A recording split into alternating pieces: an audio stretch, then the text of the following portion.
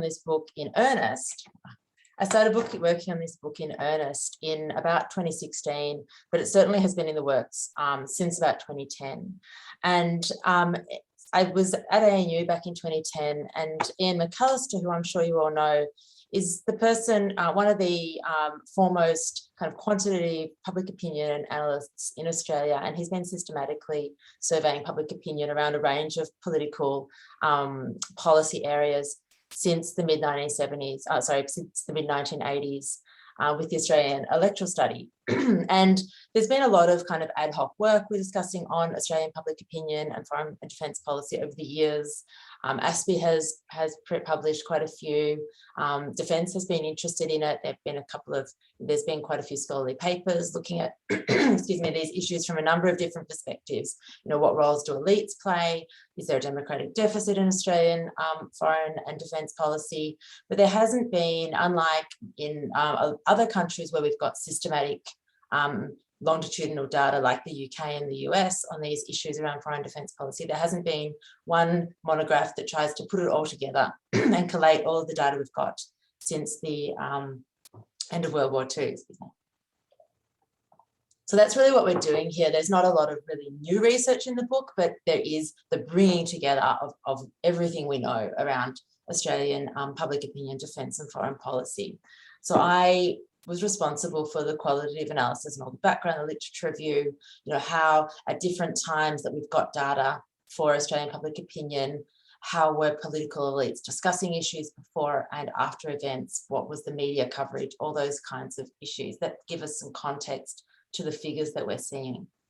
And also, obviously, what are the big structural changes taking place in world politics? So that was kind of the division of labour for this book. So if you have questions, like deep and interesting questions about the data that might require a deep level of knowledge about how regressions work, I'm probably not the person to ask. But what I really want to talk about here are some of the broad trends and findings we've got, because I'm really interested in the degree to which a democratic country makes defence and foreign policy. And I always say to my students that there's not really anymore, at least, an argument to be made that this is an area that is more complicated than other areas of policy. I don't think it's more complicated than economic policy. I don't think it's more complicated than healthcare policy. I think the Australian public have a great capacity, especially in a global age of information, to understand the implications of our foreign and defence policy decisions. And so I'm really interested in how that's played out over time. All right, so for most of the 20th century, if we look back at the 20th century, with the exception of the two world wars, we know that defence and foreign affairs were rarely the subject of vigorous political contestation. And what we've seen instead is kind of a long-running bipartisanship in Australian politics on defence and foreign policy, which both reflects the historically low level of interest in defence and foreign policy, but also, I think, serves to reinforce it. And this is where you see people, including Pete Mulher and Ben Essican, who's here today, publish interesting work over time, Andrew Carr as well up in Canberra, on the question of whether we've got this democratic deficit in foreign affairs. We don't seek to answer that question in this book. We seek to understand, I guess, some of the trends over time. So Australian political parties, of course, I think it's important to say, deny that there's a bipartisanship, that they don't differ when it comes to foreign and defence policy. Rhetorically, certainly, we see Australia's centre-right political parties adopt language that stresses the importance of continuity in foreign policy, the close relationship with the US as the hallmark of Australian foreign policy in combating traditional threat scenarios, the importance of regional relationships for these same issues. On the centre-left, we see the Labor Party kind of speaking more of a language of change over time, that we need to invest in diplomacy and dialogue, that Australia's economic and political futures and relationship are with the immediate Asian region, that the region is a place that is not just a place where Australia can realise traditional security assurances, but where we have a great kind of depth of interest. So at face value, we see these kind of divergent policy values and goals. But if you look at the behaviour of parties once they're in power, I think it's quite instructive. So in the lead up to 2013 election campaign, you might remember that the Liberal Party under Tony Abbott's leadership really derided in quite strong terms Kevin Rudd's and Julia Gillard's desire to put a lot of money into getting a UN Security Council seat, and they had this platform of more Jakarta, less Geneva. But then when they came into power, one of the most memorable aspects of the coalition's foreign policy around that time, and certainly of Julie Bishop's leadership in foreign policy, was the role that they played on the Security Council. They kind of approached this with aplomb, and they were very successful in their role on the Security Council and have announced that let's do it again. So there seemed to be, Alex Oliver of the Lowy Institute kind of surmised that they seem to be United Nations, certainly Security Council converts. Similarly, we can look at the Labor Party, who tend to stress that Australia needs to have some independence in its foreign policy and branch out, create more opportunities for dialogue. And yet it was under a Labor Party that we saw a real reinforcement of the value of the US alliance in Australian foreign and defence policy recently. The announcement, for example, that a detachment of 2,500 Marines would be rotated through Darwin was under a Labor government as part of this long-term kind of US-led pivot to the Asia-Pacific region. So I think the question for us as analysts of public opinion, in view of this what I think is an evident bipartisan consensus, is what room, if any, has there been for the incorporation of public views into the decision-making process, and are there public views about this? And is it even really important? So that's kind of one factor that forms the background to this book. Another are these big shifts that have taken place. So over the 20th century, we know that Australian foreign policy options and choices really changed a lot in the decades since 1945. We're no longer a dependent ally tied to the fortunes of the British Commonwealth, right? We're a country with political choices. We see ourselves as a trusted ally of the United States, and we increasingly seek relevance, economic relevance, political relevance in the Asia-Pacific region. We've signed a wide range of free trade agreements with a whole lot of different countries. And we've been a member of the UN Security Council 5 times since its foundation, including in the first session in 1946, over which we presided. So we do have this kind of long history of trying to make trying to understand and be part of the changes that take place. We've seen great transformations over that time period. We've also seen, of course, a big change since 2000. No, sorry, I'll go back to these changes in internal, and my PowerPoint slide here, sorry, it's probably not very well formatted. So internally, we've also seen since 1945 a huge change in the internal composition of Australia. Our demographics no longer reflect the White Australia policy. Instead, we have a large proportion of our population born overseas. In 2018, I think the demographic data showed us that 29% of the population had been born overseas, and that's a level that's only exceeded among liberal democracies by Israel. And even more perhaps important than the aggregate level of migration, we've seen the changing ethnic composition of that migration. And we've seen a really, as we all know, we've seen this very rapid increase in migration from Asia. And this really has seen other changes in Australian society, but also changes in our relationship with Asia, social and economic and cultural ties with the Asia-Pacific region. So a question of how and whether this changing social nature of the Australian political landscape has been reflected in domestic debates over foreign policy is something that we also kind of take into consideration at different parts of the books. And then I think most significantly, we know that since 2001, we've seen the most rapid change in certainly the external political environment and geopolitical environment, both in how the Australian public engages with issues as well as how they debate it. These shifts in strategic environment that have taken place over this time have contributed to the transformation. So very familiar events like the September 11 attacks in 2001, and then the October 2002 Bali bombings kind of catapulted Australian defence and foreign policy into mainstream political discourse. And it's really stayed there since then. The Iraq War raised the profile of defence policy, and we saw kind of around the Iraq War major party divisions over whether or not to send troops to support the US intervention. And we saw also debate around this.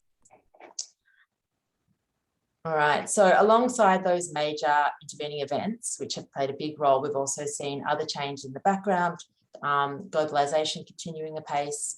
We've seen, and that is important, I think, to public opinion, because it brings with it you know, as we all know, it brings with it an overlapping of economic and trade considerations on the one hand with defence and foreign policy. And so defence and foreign policy is becoming more and more directly related to the everyday lives of Australians in ways that I think Australians understand very well. So in parallel with these changes, we've also seen the data rapidly improve. And this has opened up opportunities for us to understand better how Australian attitudes have changed. Before the late 1980s, defence and foreign affairs were very rarely, and sometimes, but only rarely, included in commercial polls. And when we saw them, it was sporadic and the same questions weren't repeated. So it was very hard to get a handle on trend lines, certainly longitudinal data. But since 1987 and the introduction of the Australian Electoral Study survey, and then since 2005 and the introduction of the annual Lowy Institute survey, we've got this big database on public opinion available for secondary analysis. And it's really good to see that there has been a strong kind of culture of sharing this data. So the Australian Electoral Study and the Lowy Institute and all these different places that are getting this data do share their data with each other to allow for better and richer secondary analysis. So the book really utilises this wealth of public opinion polls, poll data to examine ordinary Australians' views about foreign affairs and defence. And we ask kind of these three questions. How has public opinion towards defence and foreign policy evolved? Like, what are the trends that we've seen? How responsive have Australian governments been? How has debate around these different topics, if we look at Parliament or in the media or in major foreign policy speeches, how has public opinion been reflected or a consideration in elite kind of debate? And under what circumstances do we see public opinion shaping defence and foreign policy? We can't answer any of those questions definitively, but we can kind of look at what the data is telling us and kind of come up with some topics for debate, I think, and discussion. So the book is structured in the following way. We have kind of two background chapters that provide some important information around how confidence in defence and foreign policy changes over time, as well as some of the conceptual considerations. And then we delve right into a whole range of case study chapters. Most of these are defence focused, looking at the US alliance. We kind of split troop deployments into two chapters because they have been such an important part of how the Australian public has thought about defence. We've seen, the forward defence of the Cold War. And then after that, we've seen kind of overseas deployments in places like East Timor and Iraq. Afghanistan isn't really included in the book, and that's, I think, something for future analysis. And then towards the end of the book, we look at some other economic and political issues. But I thought today, in the short amount of time I've got, I would look at a few of the findings from these three chapters. So that's what I'm going to do. I'm going to very, very, very quickly talk about some of the data around confidence in defence and foreign policy, and particularly in how Australians think about the defence as an institution, because I think Australia has a really interesting relationship. In fact, I think I can see Kate Carter here, who's just finished a PhD on this very question. And as a supervisor, this was something I became even more interested in. And I think there's still a lot of research to be done in that space. And then I'm going to very quickly look at some stuff about how the US alliance has formed a part of Australia's thinking about foreign policy and defence policy. And then the big question, what do Australians think about China? Because it's on those two questions that I've had the most interest when it comes to people who want to talk about this book. They want to know about those two things. All right. So very quickly, and I'm halfway through my time, so I'm going to kind of go over this stuff pretty quickly. I thought I'd show you this. I thought I'd show you some tables, because I think that's what's most interesting when it comes to data, is looking at the tables. And this one here is looking at how Australians have interacted with institutions more generally and how defence fits into that over time. We can see that Australians have a high level of confidence in its kind of defence and police forces, and not very high levels of confidence in any other institutions.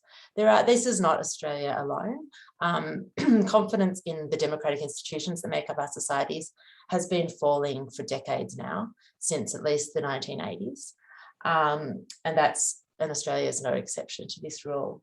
However, we can see that contrary to the trends where we've seen confidence in public institutions either low, continuously low, or falling, Australians' confidence in its defence force has been increasing over time. And that's kind of the background to how confident Australians feel about its defence forces. Another way of looking at what Australians think about defence is thinking about how capable Australia thinks its defence forces are. This isn't necessarily about the defence as an institution itself, but it's thinking about how ready Australia is to defend itself. So the questions that have been asked in these various polls have really been about the strength of defence and whether or not Australia could defend itself successfully in the face of threats. Of course, you need to take this data into account alongside what kinds of threats Australians perceive at the time.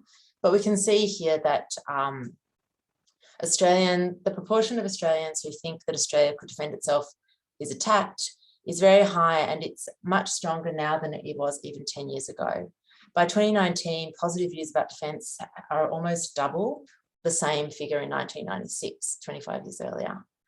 And we can hypothesize that has something to do with positive publicity, I would say, surrounding overseas deployments in East Timor and in Iraq and Afghanistan. Since over this time period, we do see an overarching kind of upwards trend.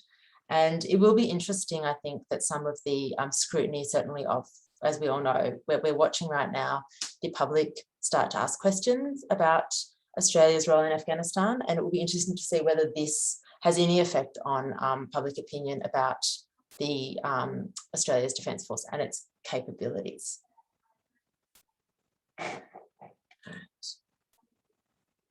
At the same time as Australians have really high levels of trust in its defence forces, I think that the Australian Defence Force is a terrific institution. We're really confident and have lots of trust in it and think they're really capable. We don't want to spend any money on them. And we can see that we have over 41 years of trends, we have a gradual decrease. So there's lots of ups and downs in this support for increase for defence spending. And these questions are really about whether you want to, in the context of public expenditure, so Australians are asked to think about public expenditure in a range of different areas and indicate areas where they're willing to spend more or less defence. So it is kind of contextualise this question. And they are reminded that this might have implications for them as well in terms of their tax dollars. And the peaks in increasing for defence spending has been very strongly attached to an increase in a threat perception. So we see the first peak in support for increased spending in 1979. This was just after the Soviet invasion of Afghanistan, when the Cold War was, not going very well. So 77% of Australians supported increased defence spending. And the second peak was around the East Timor crisis in 2000 and the 9/11 terror attacks. At that time, we've got about 60% of Australians wanting an increase in defence spending. The two lowest points, on the contrary, have come in 1990, so the end of the Cold War, when it no longer seemed as relevant. People were like, well, this is good, we can kind of focus our attention elsewhere. And also in 2009, after the withdrawal of Australian military forces from Iraq. At both of those points, there's marginally more support for reduced spending rather than for an increase. But not if we don't even take into consideration these ups and downs, we can see a long-term decrease in support for spending, and it's pretty steady. It's about 1 percentage point per year. And there's been 3 points you can see where people want to spend less rather than more. And so that's, I think, something that policymakers are really aware of and concerned about. And it's not something that I can imagine in a post-COVID environment is going to be, that defence spending is going to be any easier case to make. I guess the one, and this is something that we look at in detail over a number of issues, the one kind of thing that tends to affect these perceptions and these views are black swan events. All right, so let me go very quickly, just to kind of give you some context for that. As you can see, when put into the context, Australians want to spend money on a whole lot of other stuff before defence. And that, as I said, I think is very unlikely to change in the current political and economic environment.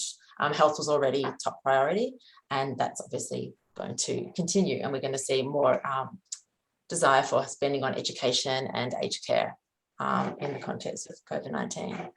All right, so the US alliance, to kind of push right on. I wanted to show you first this data because I think it's terrific. We don't see polls like this anymore. But back in 1950, on the eve of the signing of ANZUS, we had overwhelming support for this initiative. And not just overwhelming support, but very little dissent. So very few people had no opinion on this issue. And the absence of public dissent can really be attributed to two factors. First, there was very much a consensus among the major political parties that we needed some kind of new security pact following World War II. And there was no opposition to the treaty from the press. So there was political consensus, and there was also kind of this media consensus. So there wasn't really any public debate or scrutiny of this question of having a kind of a pact, a Pacific Pact or a US alliance. And we've seen since then that the US alliance has remained what we call like a valence issue for the public, meaning that it's an issue on which virtually everyone is agreed over time. And I'll show you another graph showing that in a moment. There's a general consensus that defence is important, as we've seen, and that there's general consensus that Australia would be unable to mount a serious defence without significant external assistance. And it's in this context that a defence alliance with the US attracts this support. So the only variable that we can really consider when we're looking at support of the US alliance is kind of variation in how strong it is. Sometimes people say they're extremely supportive, and sometimes they say they're very supportive. And that's really the only place where we've seen variations. At the same time, though, Australians do have opinions about the role that the US is playing in the world. So we can see here that the Lowy Institute asked this question around how responsible the interviewee thinks thinks the US is, how much they trust the US to act responsibly in the world.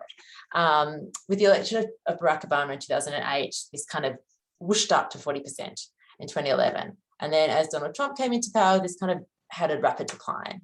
It halved, so it went from 40% to 20% and didn't improve over that time. And then it went further down to 14% in 2019. This is a significant change in public opinion over a short space of time. And, it reflects how kind of radically Trump departed from the established patterns of how the US was interacting with the world had been since World War II. But we do have really significant longitudinal data on Australian support for the US alliance. Since 1993, the Australian Electoral Study has tracked support for the alliance, and the Lowy Institute since 2005 has done the same. And we can see that while the Lowy Institute has more fluctuations than the Australian Electoral Study, broadly speaking, both of them show the same trends, relative to fluctuation. So they both confirm the strong and consistent public support that exists for the alliance over time. And as you can see at the bottom, these are people who say that it's very and fairly important. All right. So that's how Australia sees the alliance. I don't have the time to go into this, but there's something perhaps to look at later. Questions I think we can ask about this are whether there's anything when we kind of go into the data, whether there are any factors that might, social or political changes that could occur in the future that could affect support for the alliance. So there has been some kind of hypothesis over time that there's a generational time that the younger generation is less supportive of the alliance than the older generation. But this has been in a number of different scholarly articles, and certainly we've done this as well in our book. We see that actually as people age, their opinions towards the US alliance tend to change. So this is more a life cycle effect than we don't see distinct differences in generation, but as you can see, each of these lines represent generations, and for every generation, support for the US, for ANZUS specifically, increases over time. So we don't really see any change when it comes to generation. There are some interesting data points on which we can see some demographic change, particularly when it comes to birthplace of respondents and political kind of alliance. On birthplace, we are seeing people whose birthplace was Asia or who have Asian, whose parents might have been born in Asia, tend to be less supportive of the US alliance. And these shifts are happening, but very, very slowly. It would take decades for these changes to have any really significant effect. More important is political leadership, and particularly Liberal Party leadership. So when a Liberal Party leader expresses strong support for the alliance, support for the alliance goes rapidly up, and vice versa. And so that's probably the most significant. So it's really, in the absence of a black swan event or a major political party taking a particular position on the US alliance, we're unlikely to see, I think, any change in how Australians view the alliance and the significance of the alliance. And then finally, China.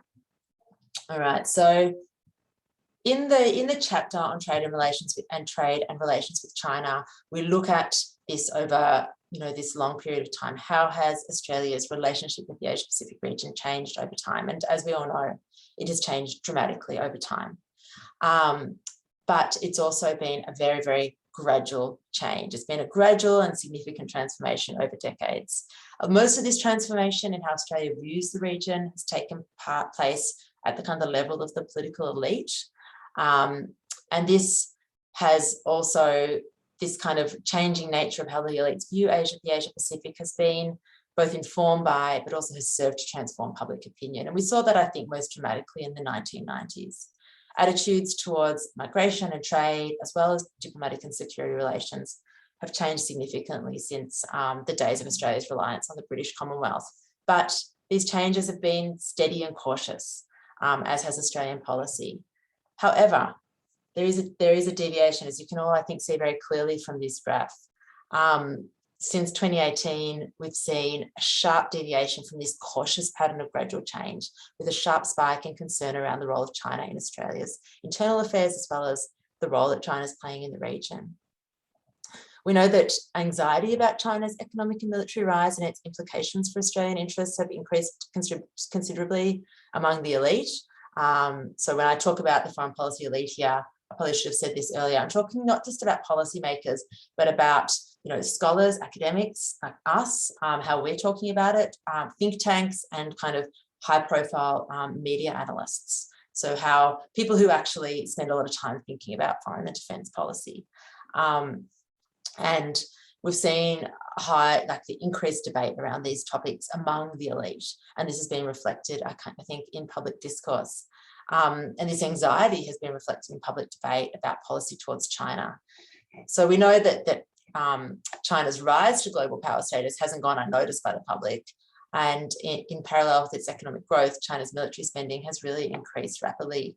And over the last decade, we've also seen tensions over freedom of navigation in South China Sea, restrictions on personal freedoms in Hong Kong, and retaliation against the Australian economy in form of trade bans, just to name a few.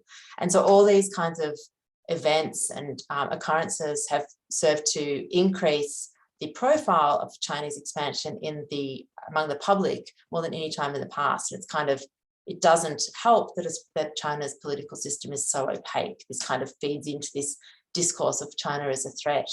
So on questions of military threats and trust, we see that since 2018, we've seen big changes. And just to kind of, as a last thing to look at, if we look at this graph, we see that the longitudinal data we have for China and how Australians see China as a threat started during the Vietnam War, and 1 in 3 Australians back then saw China as a potential military threat, right? That proportion declined steadily and kind of following the end of the war in 1975, and it reached its lowest point in about the late 1980s. So during this time of great detente and optimism on the world stage, Australia, only 2% of Australians thought that China was a potential military threat. This increased significantly after the 1989 Tiananmen Square protests. And since then, we can really see a steady rise in the increase of Australians who see China as a potential military threat, very steady until 2018 or 2019, when 1 in 3 Australians, again, just as they did during the peak of the Vietnam War, saw China as a military threat. So that's the kind of level of mistrust. It's much higher than we had during Tiananmen. And it's almost twice the comparable figure in 2016. And this was reflected also in the Lowy surveys. It's a major change in public opinion in a very short period of time. And when it happened, we all kind of were like, in 2018, when it had increased so dramatically, we were just kind of like, well, that's like, surely this is an anomaly. But it's not. We've seen this repeated 2 years since. So in 2006, 40%, if we go down and look at this question of trust in China, 40% said they had no trust or not very much trust in China to act responsibly in the world, 48% in 2018 and 68% in 2019, and then 77%, which is not in our book data, but 77% in 2020. So there's been some really big changes here. And in the absence of a war or a similar existential threat, such a rapid change in public opinion towards a single country isn't unprecedented in the kind of data that we have on Australian public opinion. So I'll stop there at 31 minutes and yeah, open up the floor to questions, I think.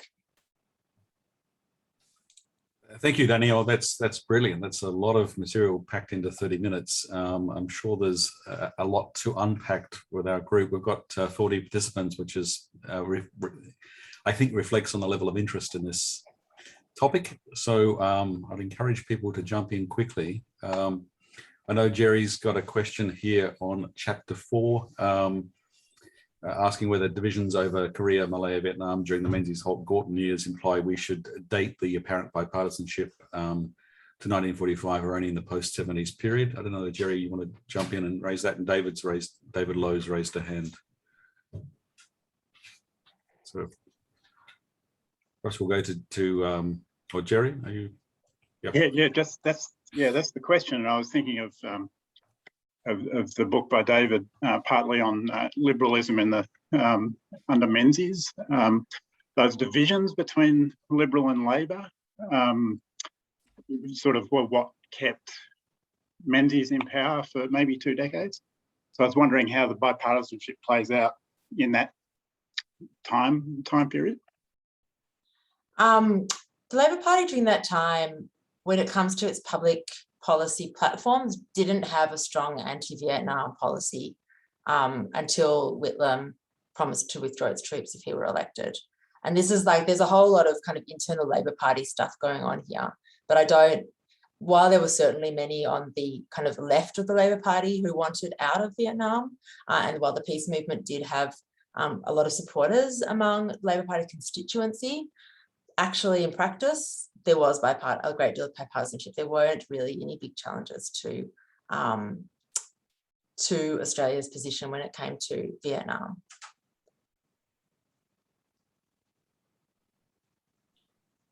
And David, we'll go to you. Your hand is raised. Thanks, Greg, and thanks, Danielle, and congrats on the book. A couple of questions, if I may. One is the data relating to the Americans. It's always, let me put a proposition to you and see whether you think it holds up. Because, I think what you're doing here invites, a lot of reflection by other analysts. So it's a great thing to have and on which to build. I've always thought that when Australians are asked about the Americans, they don't know much about the ANZUS Treaty, right? They don't know about the provisions of the treaty itself. They don't know much about the relationship. They don't know about investment, defence procurement, et cetera, and so they cling to a concept of alliance, which actually bridges the gulf in their knowledge. There's this thing called the alliance, and I just wonder whether you feel that that's a thesis that holds up based on what you've seen. And the second question, if I may, is just, did you see any spikes? I mean, there's a tremendous level of public support for conscription during that period of confrontasi leading into Vietnam, which I think might still be Australia's strongest ever opinion poll in favour of something, unless I'm wrong. And I just wondered if there was any spikes like that you saw. Thanks. You mean in general or with regards to the US alliance? No, in general. Sorry, I wrote the section on conscription so long ago that I can't remember, but there's a whole section on that. Certainly it was a really important debate kind of, for a few decades in Australia, right up until there. I think the question you were asking originally, David, was do Australians really understand what it means to be part of ANZUS? Is that what you're asking? Yeah, I mean, I think no one knows about the ANZUS Treaty. They don't know about the terms, nor do they know about the relationship, especially. So they cling to the word alliance. The word alliance actually smooths over a hell of a gulf of knowledge, in my view. Yeah, no, I think that's right, and I think that is largely because we don't have a lot of public scrutiny of the US alliance in Australia. People don't understand. We did see around kind of the MX missile crisis and debates around the role of Pine Gap. We did start to see some kind of debate, but it never really took hold. And this is largely because, I mean, it's maybe simplistic to say it's because we have such strong bipartisanship, but certainly if there isn't any appetite for debate over these issues in Australian Parliament, media coverage at various times raising questions about the risk, like the benefits and risks of the US alliance, the costs and the opportunities kind of lost or open to us, are not something that the public spends a lot of time grappling with. And so Australians, I think, in the absence of any other likely alliance partner, see themselves as vulnerable and see the US as a friend. And so it is kind of as simple as that sometimes, I think. So I do agree with you. I think that these trends belie a not very deep understanding of the alliance, but also quite a deep understanding of the vulnerable position Australia is in the world. Yes, so I think I'll just stop there. Thanks. But I think that's a really interesting topic that we could talk about for ages. Thanks, Danielle. Thanks, David. And I think we'll pick up from this with Caroline. Caroline's got a series of points, observations and questions based on her PhD work looking at Australian public opinion using This in the chat. Yeah. Uh-huh. So I think, Caroline, you're free to, you're unmuted now. Here I am. Yeah. I have to say, I haven't looked at my PhD in ages. There it is. Someone told me about this gathering, Zoom conference, so I've hopped in. Just want to say that I studied public opinion data using the AES from when they first started asking questions on foreign policy to 2010. I looked at the Lowy as well, but I did in-depth analysis answering the question, is the Australian public rational on foreign policy issues? And this was like, I don't know if you know about the Almond-Lipland debate, rational versus totally all over the place. So it was that. Yeah. All right. So leading on from what the guy just before said, I can't, anyway, David, about knowledge. So what you were asking really is, do you take knowledge into account? All right. So I was looking at opinion at the aggregate level. I'm not going to go through the questions in the chat. There were too many. I'll follow on from his point. So if you're taking into account knowledge, the general knowledge of the general public, they don't have much general knowledge. There's some questions at the start of the AES that are supposed to test them on how much general knowledge they have, right? Mm-hmm. And they're quite hard, actually. And so you can use that. You can look at it, you know, look at the data by that. And they don't have a lot of general knowledge. But if you look at them at the aggregate level, and it has to be aggregate, they do get knowledge from somewhere. I'm not going to go into great depth of, you know, studying heuristics, etc. They get it from people they respect in the community, people they listen to. Gradually, it gets there at the aggregate level, right, and moves. And I think, Danielle, I did more in-depth study because I was answering that one particular question on this causality. You know, I didn't always agree with McCallister. Who cares what I think anyway? But anyway, it got through. It didn't always agree with McCallister, like, oh yeah, here's this event here, so it must go with that, you know. Looked at media coverage as well, media coverage and things like, so defence spending seemed to go as well very much with the unemployment rate. You could look at events and shoehorn it in, but quite often there's other things like the media coverage to go by.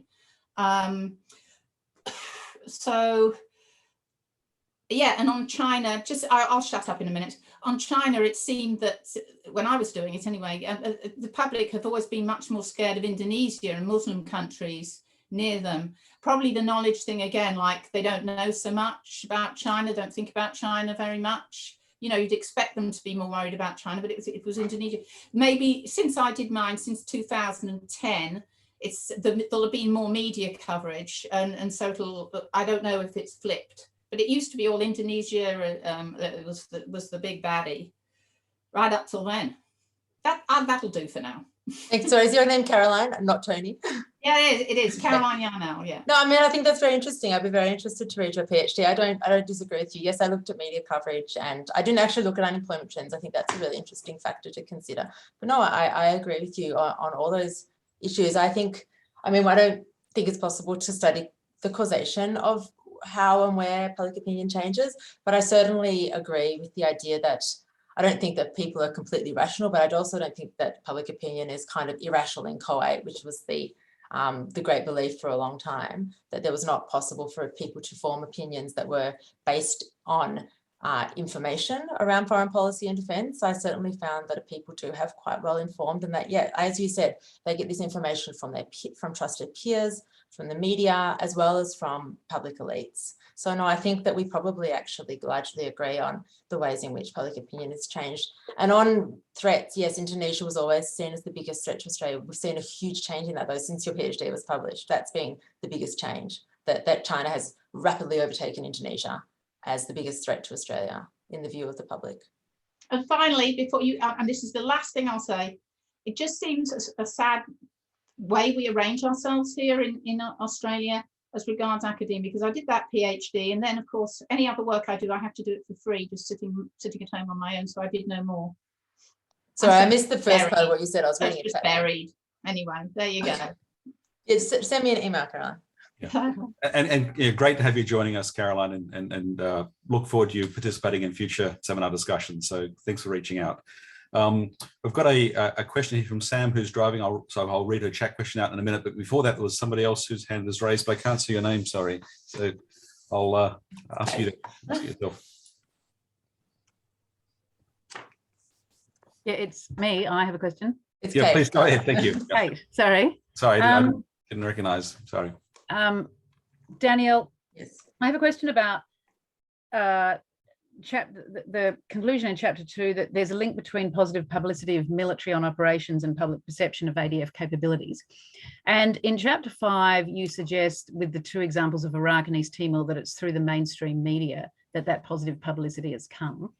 But I just wondered if you saw any change in who owned the narrative of the publicity of military on operations at any time during this period, whether the government owned it at any stage or the ADF itself in the days when they used to report themselves, or and if, in your opinion, if there's any change now to media but non-mainstream media, or has the mainstream media owned the publicity of military operations for 70 years? Yeah, I mean, it's a really interesting question. I'd be interested to hear what you think about that as well, Kate. I didn't look actually at where, I do think that during East Timor and Iraq, it was from mainstream media. I think the question is whether the media was taking its kind of talking points from the ADF or from the government. Certainly, we have very limited embedding of media with our troops, right? So we don't have a lot of first-hand media accounts of what's going on. And so that's, I think, contributed to the lack of real debate or rigorous debate around what's happening during these troop deployments. It's been more a, since we're there now, we need to support the troops, and let's look at this positive role they're playing, a kind of an unwillingness by the media to question that. But yeah, I don't know whether that's coming from, those talking points are coming from the ADF or the government. I think that's a really good question.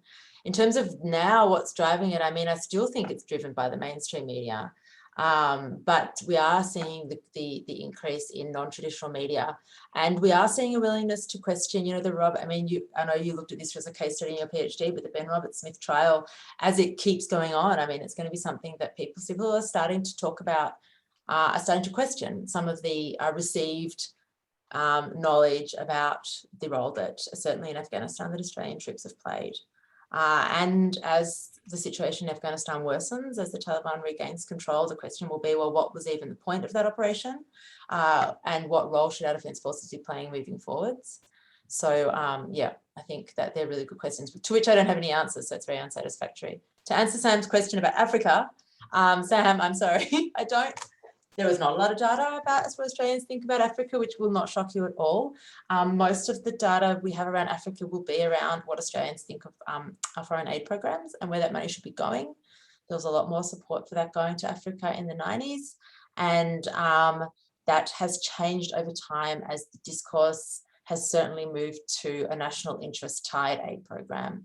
And so the national interest is not seen to be in Africa. That reflects, I think, the 2016 Defence White Paper, which sees the securing of our nearer region as a priority, and that's where aid money should be directed. It reflects AusAid being incorporated into DFAT. It reflects a whole range of kind of political things, and I think it also reflects a great Australian lack of understanding and general disinterest in what's happening in Africa. Yeah, and the media doesn't do a lot of reporting there, and all these different factors.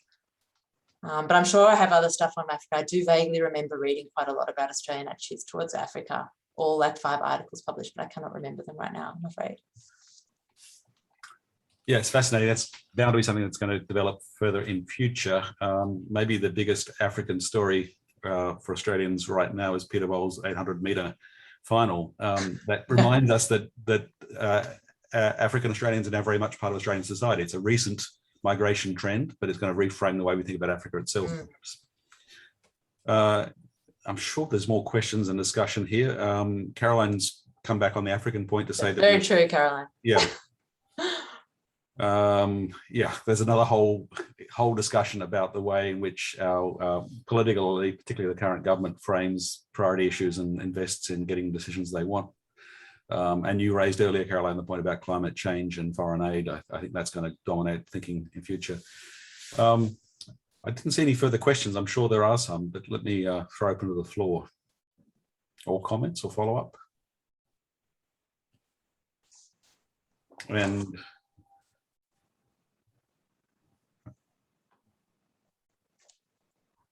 Caroline, do you have your hand raised again? I do. Please go ahead. It's been a while since I've been able to talk about and discuss this topic, you know. And this whole business of foreign aid, opinion on asylum seekers and climate change. So the AES, Australian Election Study, didn't have data on, didn't have questions on that. You know, I don't know when they started, but fairly recently they put a few in. So you couldn't do the long study on it, but the LOE does. And it's really a pity that I thought that was a key limitation of my PhD, because they're the ones, those are the questions that the public appear to be, without having done a PhD with them, more, you know, irrational on, possibly, that, you know, inclined. And they're the ones that aren't partisan. You know, it's not, they say, as Danielle correctly said, that you couldn't even get a cigar paper between the two parties on foreign policy issues. That's the quote, a cigar paper. But you can on those things. And there is a traditional sort of split that, yeah, both parties, that, you know, I'm talking about the coalition and Labour, are for the US alliance, yes. But there's more of a focus on multilateralism and less of a, we'll be up there, you know, bottoms doing whatever they want sort of attitude to the US alliance coming from Labour. There always has been. So there is a difference. It's not completely bipartisan, just over whether we support the US, yes, but there's differences within there, definitely, that are constant. And I think the study of the foreign aid and the climate change and the refugee policy needs doing in more detail by someone. Yes, we really wanted a chapter on migration, but I guess we decided that it wasn't sufficiently a foreign policy question. I think that is more a domestic policy question. I mean, it's not, but that was the decision we made because we couldn't include everything. Climate change was something we wanted to include, but towards the end didn't have a lot of space for. And I do think when you look at security threats and how Australia perceives security threats, climate change has topped or been close to the top of the list for quite a long time now, since the LOE started, along with terrorism, and has surpassed terrorism in recent years. But yes, I agree. It is something that that does not seem to be reflected in policy. that Australians understand that climate change is an existential security threat on a number of different levels, and that I think there's very little willingness for that to be reflected in policy. Yeah. You probably don't want to hear this, Danielle, but I think there's need here for another book following up on some of these issues. Derek's raised a really interesting question about, the great thing about this book is making sense of how public opinion in Australia influences decision-making and policy. And Derek's question, I don't know if you want to jump in, Derek, and ask it directly, but asking the question about public opinion on foreign defence policy influencing election outcomes, and question mark over 1966. I've just put it in the chat to be succinct because we're running out of time, but just linking, and I haven't read the book, but and congratulations on the book, very important book. It's good to have it all there, but just thinking about how public opinion influences actual public policy in terms of foreign policy and defence, I think, and given all the work on Australian elections, I wonder, and perhaps this is covered at some point in the book, do you try and link attitudes or public attitudes to election outcomes? I know the conventional wisdom is that it doesn't have, that these attitudes don't have much impact, but is that always the case? And you commented on Labor Party policy in relation to the Vietnam War, but I think with the 1966 election, Arthur Calwell was very much out front in terms of what he thought about Australian policy. That is true. So by 1966, you did start to see some debate, but it wasn't really reflected in public opinion at that point. So I think, 1966, would arguably be the first election that was fought on foreign policy issues. It was a really big focus of that campaign. It was not a successful focus. And I'm just looking here at the graph I've got on attitudes towards involvement in the Vietnam War. And the support to continue involvement in Vietnam increased from 1965 until 1968. And it was on a gradual decline for those who wanted to bring troops back. And so I think that it's an interesting example of where, despite a deviation from bipartisanship in a public election campaign, there wasn't a great deal of public appetite for that argument yet. That was yet to come. And the Labor Party, I think, learned a lot from that and were very disinclined to make it a major part of their platform for a while after that as well. They were so long in the backdrop and so long in opposition. They weren't really sure how and where and what to focus on. And Derek, also, I've used your not recently, but I've used your work for teaching so many years. So it's great to see. Oh, thank you. No, it's really great to have this book. Thank you. Thanks for your question. Thank you. Thank you, Derek. That really was a nice place to wrap up this discussion. It's funny how the wheel turns, isn't it? Labor Party and confidence about pushing out foreign policy ideas for an election. We're back there now. And that's the unknown question about how much to chance your prospects in an election on a question the public doesn't perhaps understand very well, or misunderstands, or doesn't care about. Danielle, final comments from you? One of the most interesting master's theses that one of my students have written lately has been one that looks at how and why strategic culture in Australia and New Zealand has led to different positions on the US alliance. And I think that's, a really interesting question we don't know the answer to yet, because it goes back to kind of the 1980s and the decision to not allow nuclear power warships and the role that the peace movement played. Two Labor parties, the Lange and Hawke governments, very similar levels of support for this kind of peace movement idea in both countries, and yet we saw very different policy responses in both countries. So I think that question of how and why that's happened is a question that Australians would do well to look at more closely, I think, especially with a great deal of support from New Zealand at the moment. And to that end, Danielle, it's great to have your book out. So congratulations and thanks. This is a really important contribution because Australians should be thinking about this more. So this book is a really helpful point of reference to track where we're going. I think the coming decade is going to be very interesting. So I'm sure there will be other work you're doing in this space on this really important connection between public opinion and the way that policy is formed on defence and foreign policy. We live in uncertain, interesting times, but uncertain times. So this is really important. Thank you all. Thanks for the... Yes, thank you for your questions. Yeah, great questions. Great to have everyone here and great discussion, great presentation. Thank you, Danielle. Thanks, everyone.